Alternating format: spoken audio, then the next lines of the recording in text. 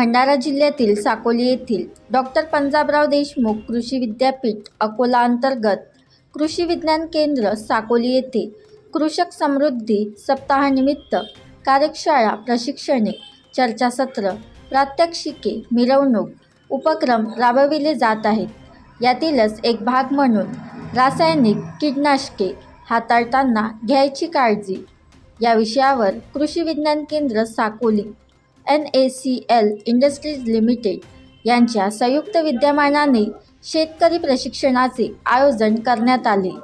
याप्रसंगी अध्यक्षस्थानी वरिष्ठ शास्त्रज्ञ प्रमुख डॉक्टर उषा डोंगरवार तर प्रमुख उपस्थित NACLचे प्रतिनिधी अरविंद नागरे, शेतकरी शास्त्रज्ञ मंचचे अध्यक्ष ताराचंद लंजे, विषय विशेषज्ञ डॉक्टर प्रशांत उंबरकर, विषय विशेषज्ञ योगेश मल्ले मान्यवर मंचावर उपस्थित होते।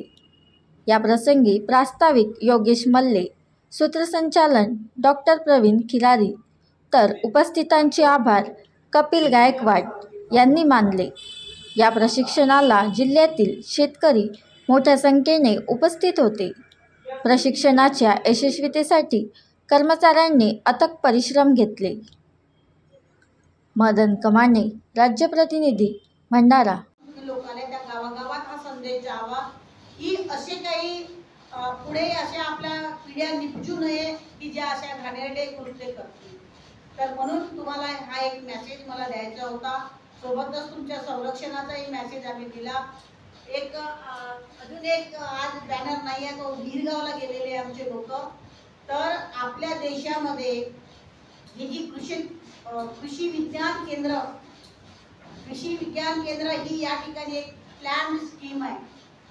तर ही जी कृषी विज्ञान केंद्र आहे, त्या कृषी विज्ञान केंद्राच्या स्थापनेला या वर्षी किती वर्ष झाले? 50 वर्ष झाले। किती वर्ष?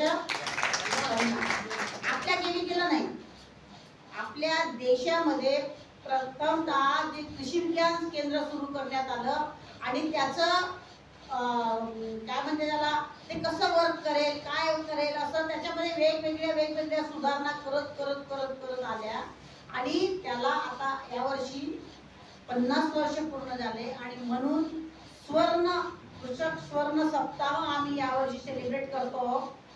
आणि त्याच्यामुळे आज तो एक सप्ताह आमच्या इथे सुरू आहे। 7 दिवस आहेत, वेगवेगळे प्रोग्राम्स आहेत, तर ते आम्ही इथे घेणार आहे, वेगवेगळ्या गावात सुद्धा जाणार आहे।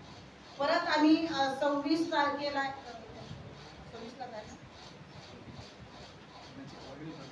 नाही गाई म्हशींच्या चाऱ्यावर तणस आपल्या आणि 12च्या नंतर फवारणी केली। आपण थोडं जरी चाललो तर आताच आपल्याला घाम येतात।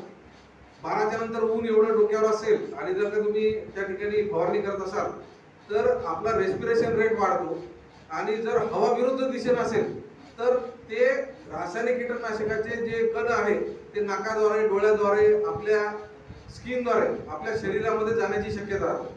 जर आपल्याला जखम असेल त्याद्वारे सुद्धा ती आपल्या शरीरामध्ये रक्ताच्या संपर्कात आल्यामुळे विषबाधा होण्याची शक्यता असते। अशीच परिस्थिती त्या ठिकाणी निर्माण झाली आणि त्या व्यक्तीला विषबाधा त्या ठिकाणी झाली। अशा प्रकारच्या विषबाधा बनवा व्हिडिओ, पाठवा व्हिडिओ, आम्ही तुमच्या न्याय हक्कासाठी लढा देऊ। ताज्या बातम्या व घडामोडींसाठी पाहत राहा फक्त महाराष्ट्र लाईव्ह न्यूज। आजच आमच्या चॅनलला सबस्क्राईब करा, शेअर करा, कमेंट करा आणि हो, बेल आयकॉन दबायला विसरू नका। जय महाराष्ट्र।